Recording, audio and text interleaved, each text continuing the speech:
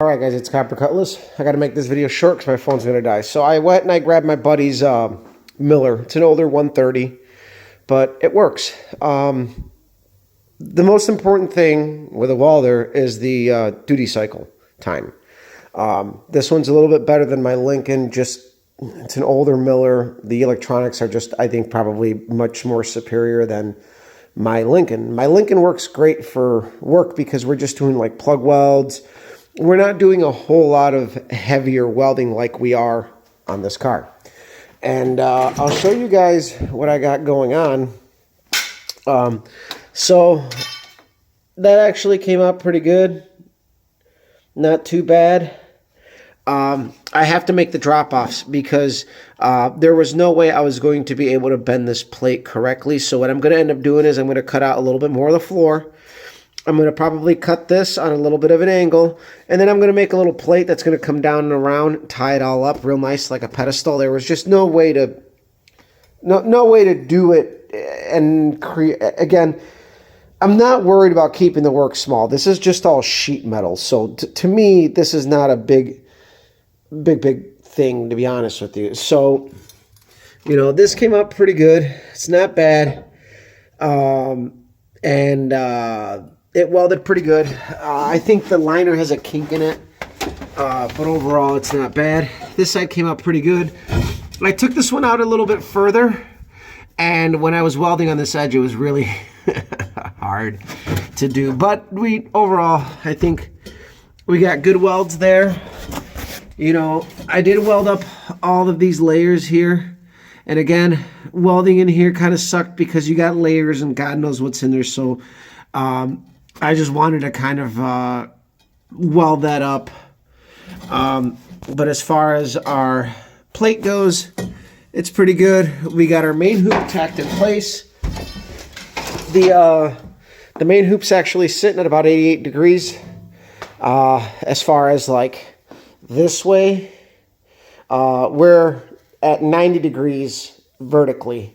We're going to put our down tubes in that area. I consulted with a good friend of mine, and we're going to put them where we want to put them. And then I have to cut the down tubes and start angle cutting them. I'm waiting for my profiler to get here. It's probably not going to get here till Wednesday or Thursday. So really, all we can do is kind of rough cut and get things into place so that next weekend we can have a productive one.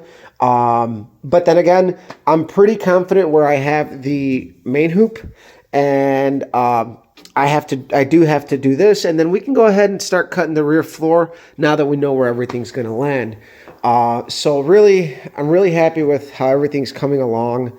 Obviously, welding on the floor is still a bit of a chore because, again, it's really porous, and it's like no matter how much I cleaned it, like just shit kept coming up, and it was like, but overall, the welds aren't terrible. They're pretty good, in my opinion.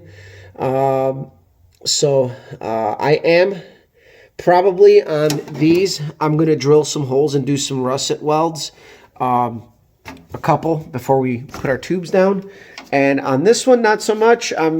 Because we don't really have much flat area, and we're going to be doing the pedestal. So on those front ones, we're going to be doing some russet welds. I've yet to drill that, and we're going to do stuff like that probably throughout the week. Probably start making some of our patch work and stuff, and I got to make a little list of what we want to get done this week overall. So I think we're making good progress, good headway, and I'm really, really happy. I wasn't expecting to get any of this done today. I kind of, on the drive home, I wasn't feeling very motivated, but my wife was expecting me to come out here, so I'm like, hey, she's expecting me to be out here. I better come out here, right?